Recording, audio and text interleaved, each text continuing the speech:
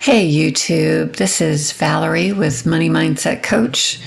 I talk about frugal living, saving money, how to live a great life, but live it for less. If you've been here before, thank you so much for coming back. Subscribers, thank you so much. I'm gaining more subscribers every week, and I'm very thankful for that. Thank you very much. But if you've never been here before, welcome. I'm happy to see you. Today, I am going to be talking about some frugal tips that, I've shared frugal tips before, but I think that there's some different ones that I haven't really shared before, and there's a couple that I actually heard about from somebody else that made me think, I've never thought about doing that. So, there's a couple new ones in here and things that I haven't done. So anyway, number one, I need to really be better at this myself, but I'm on Medicare. I don't have the Part D medication thing. I go and get my prescriptions through Cost Plus Drugs, which is the least expensive way for me to get my drugs. I have restless leg syndrome, I have osteoporosis, and I can get both of those medications for significantly less than what I would get them if I was going through the Part D. So that's what I do. Now, my problem is with Cost Plus Drugs, you have to order, it's an internet thing. So you have to go to their website, order the medication, have it sent to you, so they have to fill it, then they have to send it. It goes in the mail. Well, too many times what I have done is I haven't caught the email, because we all know that email nowadays is just like our mailbox. We get so much junk. It used to be email was the place you went to get the things that you could weed through. You didn't have anything to weed through. Now email has become just as bad as our actual mailbox, with a bunch of junk mail that you have to go through and try to find an email that was sent to you that's important, that you really want to see. So anyway, my problem is I don't always see that email from Cost Plus Drugs as soon as it's there. And then I don't order it fast enough, and then I get too low, and like I have a week left. And all of a sudden, then I am getting on there and having to pay the expedited shipping, which is $15. And then on top of that, if it's not coming fast enough, I have to go to my pharmacy here and get a number of pills to get me through till it comes in the mail. That's costly. That ends up costing me a lot of money. So basically what I am going to be working on, especially this month, is getting my medication ordered as soon as I can order it, so it comes in a timely manner. I'm not near out of the pills I have, because I got to tell you, restless leg syndrome, I don't want to not have my medication for that. I'm not going to sleep. I'm going to be in pain during the day. I don't know how many of you have restless leg syndrome. My dad had it, and I swear after he passed away, mine got worse. It got worse. I would love to hear in the comments if there's anybody who has restless leg syndrome out there, and what you do for it and what you take for it. If there's something that is not a prescription, something that's over the counter, I would love to know. I would love to know what that is. So please let me know in the comments. So anyway, I need to keep more of a check on that, because that's going to save me money. Laundry detergent. We all use too much. The agitation of the machine, the water. There's a lot of cleaning that goes along with that. We don't need to use, like the mark on the cap. You don't have to put that much in there. Especially if you're somebody like me, I'm not outside sweating and getting my clothes really dirty. I mean, like what I'm wearing right now, it's not dirty at all. It really isn't.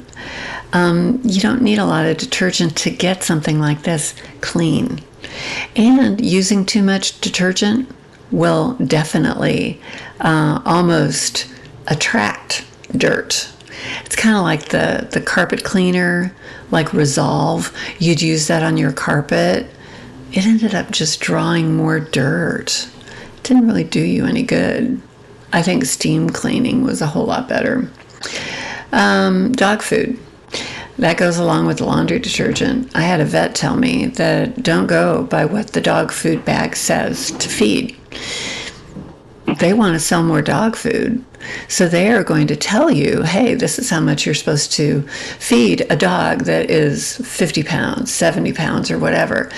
Most of the time, they don't need as much dog food as the dog food company is telling you.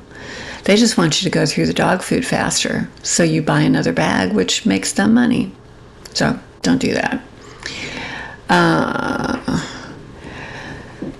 This is something I need to do, and I've heard it from many YouTubers, me included, going to the library. I could easily check out a book there, not buy it on Audible, because I love Audible. I have to say I do. But not buy it. Just check it out. The only problem I have is at the library, it's like 2 weeks or however long they give it to you. It's not long enough for me. And then I got to check it out again. And then I'm late on it. They don't charge you fees or anything, but they keep bugging you and saying, you still have this book. Yeah, there's drawbacks to everything. But the thing is the library is free. And that's frugal. I am considering getting rid of Audible. I have a lot of books on Audible, and I do love them. I love listening to them, but I got to tell you, since I've been on YouTube and I watch so much on YouTube, I haven't been listening to Audible that much. So I don't know. I think maybe I ought to get rid of it, and that would save me $15 a month. So I might do that. Look into a high yield savings account. If your bank doesn't pay you much interest, which a lot of banks don't, find a bank that has a high yield. Now, I have PNC. They don't pay much, but I do put money into that savings. And what I've been doing, I started a money market account, and I started a 12-month CD. So I am making some money off of that money. And then last month, I took $2,000, put that into my money market, because the money market account, I can get at that at any time and not have a penalty or anything. So I put $2,000 in there last month. So I've got that going up every month. But make your money make money for you. It's passive. You're not even doing anything, but you're making money. And that's the best kind. That is the best kind. You're not going to be tired. You're not going to be worn out, but you're going to have more money. So that's a good thing. This was a new one, and I am going to try this. And I can tell you what store I will have a problem going into. Set a timer on your phone when you go into a store that you know there's so much in there that you're tempted to buy. So give yourself a time limit. And my store that I really, oh my gosh, I could just spend a boatload of money in there is Target. I don't know if they're lighting. I don't know if it's the red color. I don't know what it is. But when I go in there, I think it smells good. It's clean. Everything is shiny, well lit. Have you ever noticed the lighting that they have in there? Everything looks good. Everything looks good. It's wonderful. But setting a timer. Now, how long to set the timer? I think I'd have to maybe set it for a half an hour or something, but I'm going to try this one. I'm going to try this one in the month of July. I will do that. Programmable thermostat. I don't have one yet. I have had them before, and it is kind of nice. It is kind of nice. You just kind of set it and forget it. You know, your house is cooler. You know, it starts getting a little bit cooler before you come home from work. It goes. You know, you kind of set it and you don't even think about it anymore, and that is kind of nice. Very, very nice. No disposables. I don't use paper towel, baggies, straws. I do have some paper napkins, but I don't tend to use those either, because those disposable things are not good for the environment. They're just not. Now, I do have some avocado straws that basically will biodegrade when I do throw them away. I'll do those. But no, paper straws, plastic straws, no way. The ones I use are silicone and glass. And I tell you, it's wonderful. It's wonderful. I don't miss those other straws at all. At all. This is an interesting one. What does afford mean?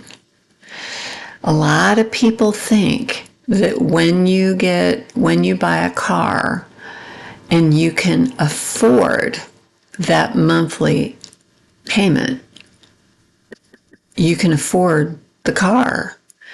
When really, if you think about that, I mean, if you really, really took that car payment, and the average car payment now is $756, something like that, midway between $700 and $800. Well, if you divide that and you figure out, okay, what is your hourly? How many hours do you have to work every month to pay that car payment?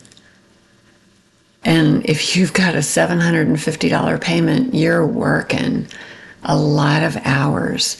I don't think most people break it down like that. And it's a good thing to do, because that's your life. That is your life. Plus, when you have that car payment, you are taking future earnings to pay for this. So you are betting. You're betting that you're not going to get laid off, that you're not going to get fired. You still got to make that payment. So you have to rethink what afford really means. Emotion versus spending. I used to be a realtor, and people, when they buy a house on emotion.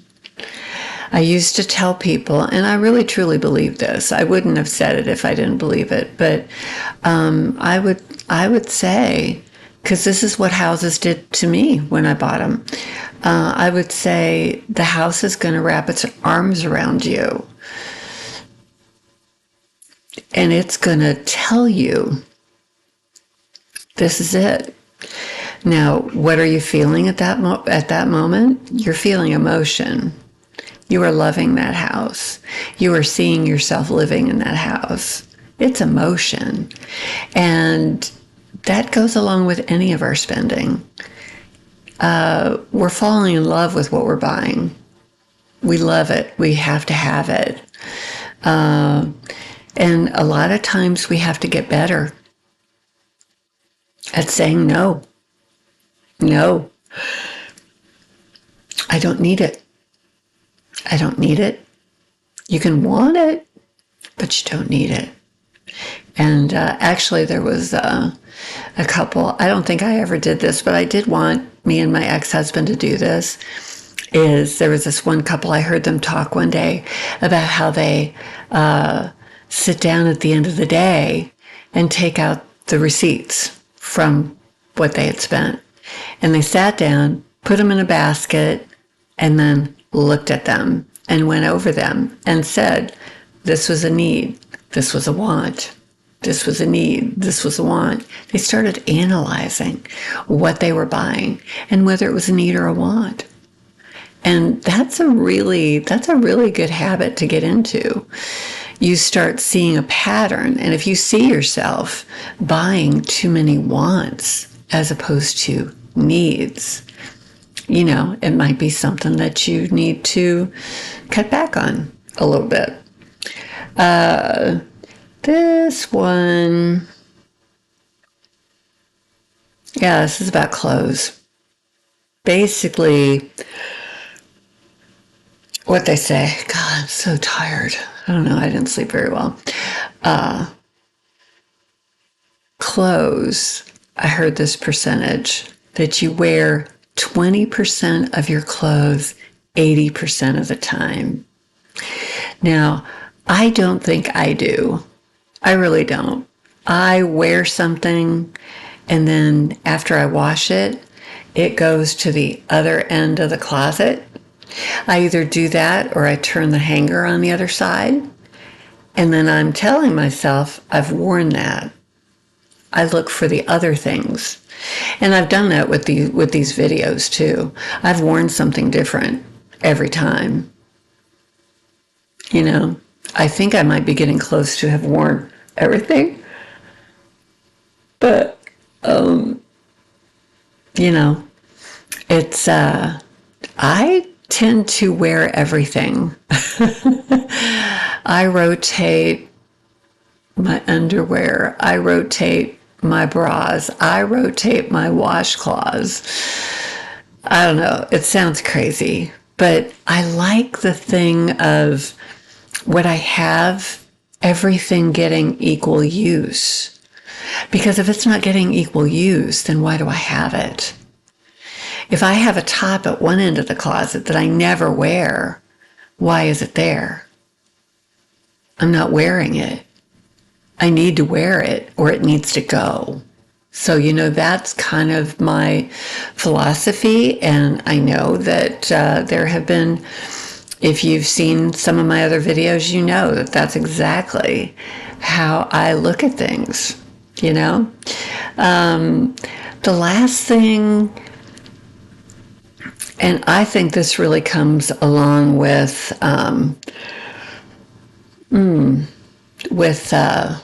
being older. I think when I was younger, I bought the cheap thing because that was what I could afford. I couldn't buy the best of everything. And that was all well and good, but did that thing eventually break? Yeah, it did. It eventually broke. And then what do you have to do? You have to go buy another one. So, I really truly believe in quality over quantity. There's a new show that I've been watching on Prime. It's on Freevee too. I don't know how many of you are familiar with Jeff Lewis, but he's a riot. I just get the biggest kick out of him. And in this newest show that he has, it's called Jeff Lewis Hollywood House Lift, I think is the name of it, but it's on Amazon. Positively love the show because he goes into these famous people's homes, which I used to be a realtor. So to watch the show and to go into the houses of some of these stars, it's so much fun. And then the work that they do and how beautiful the spaces are. And you're like, wow, what money can buy you.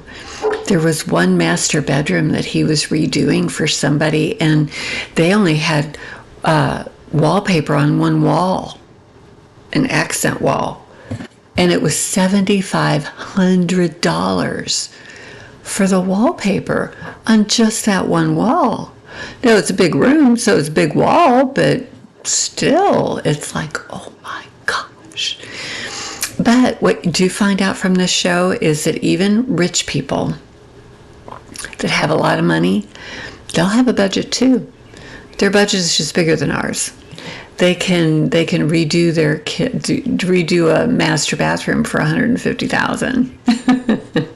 You know, they can redo the outside pool and hot tub, you know, and spend $90,000. They just have bigger budgets than we do, but they have a budget. It's not like a blank check is being given to Jeff Lewis, but it's a really great show. If you like home improvement and just seeing how the other half lives, I love that. It's a lot of fun. And Jeff Lewis is hilarious. He's fun. He just says it straight to people. I think he's actually a little nicer in this show than he was in the other show that I first saw him in, but oh my gosh, it's a lot of fun. So anyway, putting it out there. But that's all I have for now. Happy 4th of July. Happy birthday, United States. And what I always say is use it up, wear it out, make it do, or do without. Till next time, bye.